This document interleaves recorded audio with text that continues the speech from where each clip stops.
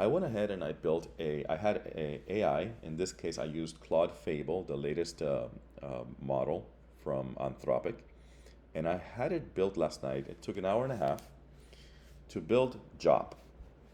It's gonna be renamed to Jobs. Like my name is Jorge. It's Jorge Operating System. Um, I know, creative. I was bored, but this is what it looks like. It's gonna be a a Macintosh System one style graphic operating system for the Intel 8086, written in real mode assembly and booted from a floppy.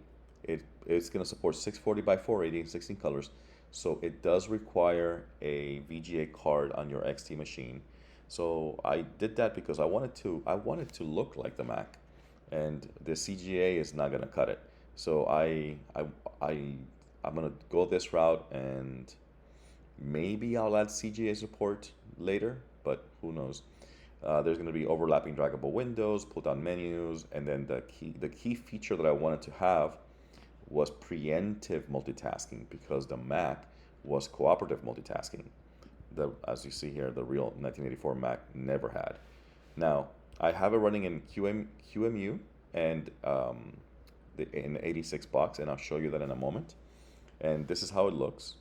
It wrote three programs: the clock, a bouncing game, visual, and a notepad.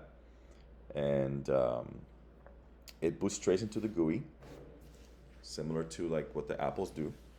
And this is how it was built. It has a VGA mode 12, 640 by 480, 16 planner. No back buffer because it doesn't fit in 256K of RAM, and I want to be able to run this in a video in a video upcoming soon on a real machine instead of 86 box, to see how it actually works when I actually try to use it.